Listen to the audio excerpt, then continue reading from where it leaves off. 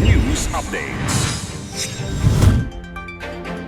Sa ating mga balita, 7 sasakyan inararo ng 18-wheeler truck sa Quezon City. 4 na biktima sa bumagsak na bahagi ng simbahan sa Bulacan, kritikal pa rin ang kondisyon. 20% water rate hike ipapatupad sa 118 barangays sa Davao City ayon sa Davao City Water District. Ako po si Cesar Soriano kasama ang buong puwersa ng Kidlat News Channel para ihatid ang mga nangungunang balita sa buong kapuluan ngayon. Makikita sa dashcam footage na ito ang maaliwalas na daloy ng trapiko sa kahabaan ng San Mateo Batasan Road sa Quezon City nang biglang inararo ng isang 18-wheeler truck ang 4 na sasakyan kabilang din ng 3 motorsiklo dakong alas 10 ng umaga nitong Miyerkules.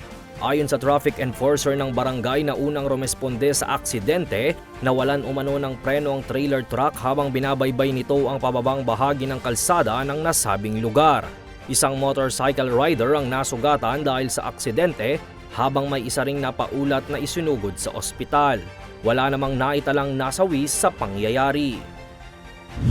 Nasa kritikal pa ang kondisyon ng 4 na biktima kasunod ng bumagsak na ikalawang palapag ng simbahan sa kalagitnaan ng Ash Wednesday Mass sa San Jose del Monte, Bulacan nitong February 14.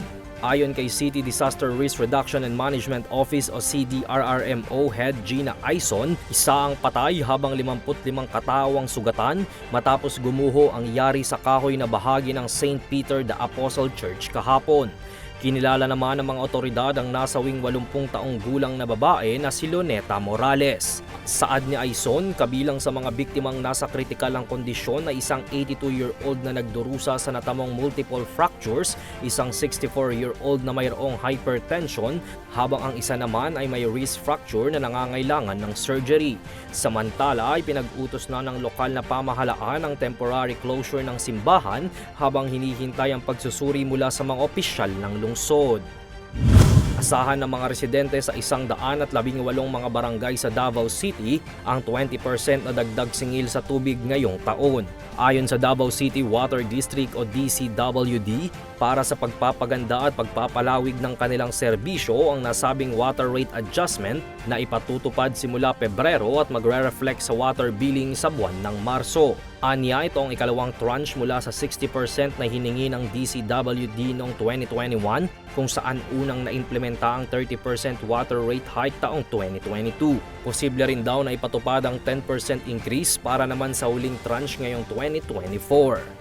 Para sa Kidlat News Updates, ito si Jai Reyes nag-uulat.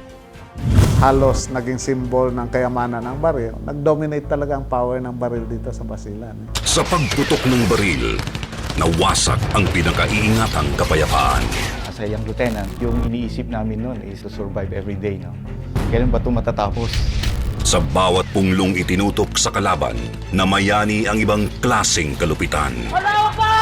Tuturing namin yung lahat ng sundalo is kalaban. Sa Abu Sayyaf, pati sibilyan, ituturing nilang kaaway. Ang goal lang namin is mamatay.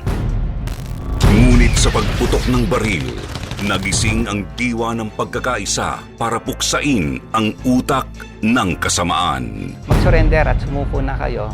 Masama bang mangarap na ang next generation hindi na sana sa baril mamatay? Sa pagpapatuloy ng espesyal na serye ng Magandang Gabi Pilipinas, tunghayan ang istorya ng pagbangon ng lalawigan ng Basilan.